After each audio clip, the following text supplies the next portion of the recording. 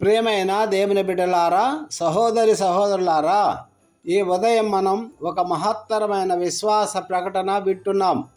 ఈ యొక్క ప్రకటన పూర్తి ప్రకటనను మీరు పెద్ద వీడియోలో వినగలరు. ఇదిగో నా రక్షణకు కారణభూతుడగు దేవుడు, నేను భయపడక ఆయనను నమ్ముకొనుచున్నాను. యెహోవా, యెహోవాయే నాకు బలం, ఆయనే నా కీర్తనాస్పదం, ఆయన నాకు రక్షణాధారమాయను. యెషయా గ్రంథము 12వ అధ్యాయము 2వ వచనం. హల్లెలూయా చెప్దాం. హల్లెలూయా, హల్లెలూయా. మిత్రమా, ఇది ఒక వాక్యము కాదు, ఇది ఒక విశ్వాస గర్జన.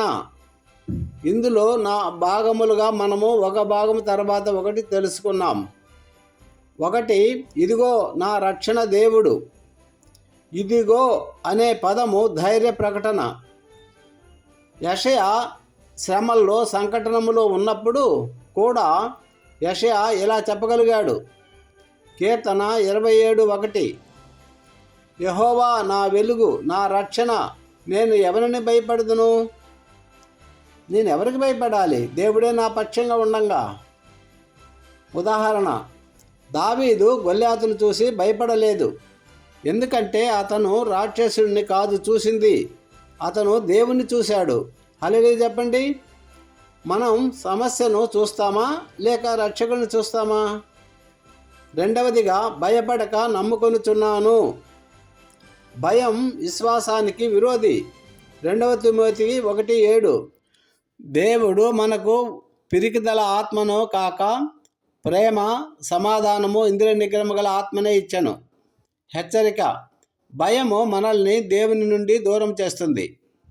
అవిశ్వాసము ఇజ్రాయేలు ప్రజలను 40 సంవత్సరాలు అరణ్యంలో తిప్పింది. దేవునిపై నమ్మకం లేకపోతే వాగ్దానము కూడా నెరవేరదు. మిత్రమా, మూడవదిగా చూస్తే, యెహోవాయే నాకు బలం. మన బలము డబ్బు కాదు, మన బలము మనుషులు కాదు, మన బలము దేవుడే. ఫిలిప్పీయులకు 4:13, నన్ను బలపరచు క్రీస్తునందు నేను సమస్తమును చేయగలను. హల్లెలూయా. ఉపమానం, ఒక చిన్న మొక్క తుఫానులో వంగుతుంది, కానీ వేర్లు బలంగా ఉంటే అది ఎప్పుడు కూడా విరగదు. అలాగే మన వేర్లు దేవునిలో ఉన్నాయా? నాలుగవదిగా, ఆయనే నా కీర్తనాస్పదం. సమస్యలో ఉన్నప్పుడు కూడా దేవుని స్తుతించగలిగితే అదే నిజమైన విశ్వాసం.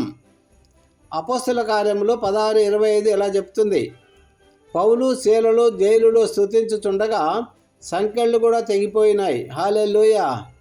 మిత్రమా, స్తోత్రం సంకెళ్లను తెగగొడుతుంది. ఐదవదిగా, ఆయనే నా రక్షణాధారం. ప్రపంచం తాత్కాలిక ఆశ్రయం ఇస్తుంది, కానీ దేవుడు శాశ్వత రక్షణను ఇస్తాడు. యోహాను 14:6లో, నేనే మార్గం, సత్యం, జీవం. హల్లెలూయా. సర్వము ఆయనే మనకు. ఒక శక్తివంతమైన ఉపమానం చెప్తాను వినండి. ఒక నావ సముద్రములో తుఫాను ఎదుర్కొంది. అందరూ భయపడ్డారు, కానీ ఒక చిన్న బాలుడు ప్రశాంతంగా ఉన్నాడు ఓడలో. అయ్యా, నువ్వు ఎందుకు ప్రశాంతంగా ఉన్నావని అడిగితే ఆయన ఏమంటాడు తెలుసా? ఆ నావును నడిపేది మా తండ్రే కదా, నాకెందుకు భయం అన్నాడు. అలాగే తండ్రి మన దగ్గర ఉంటే మనకు భయం ఉండదు. మన జీవన నావను నడిపేది ఎవరు? చివరగా హెచ్చరిక, దేవుడు రక్షణను ఇస్తాడు, కానీ మనం ఆయనను అంగీకరించాలి.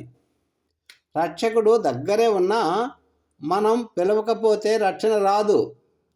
పేతురు సముద్రంలో మునిగిపోతున్నప్పుడు ప్రభువా నన్ను రక్షించు అని ఎప్పుడైతే కేక వేశాడో వెంటనే ప్రభువు తన చేయి పట్టుకొని లేపాడు. అదేవిధంగా మనము కూడా దేవుని దగ్గర అరవాలి, పిలవాలి. ముగింపు ప్రార్థన. ప్రభువా, నీవే నా రక్షకుడవు, నాకు భయం ఉండకుండా నీపై సంపూర్ణ విశ్వాసమును ఇవ్వుము. నా బలము, నా దుర్గము, నా కోట అయిన దేవా, నీకే స్తోత్రములు. నీవే ఆపదలో ఆపత్కాలంలో రక్షించే దేవుడువు. నీవే నా కోటై నిలువుము.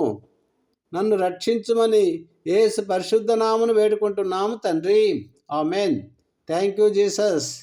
God bless you all. Have a nice day.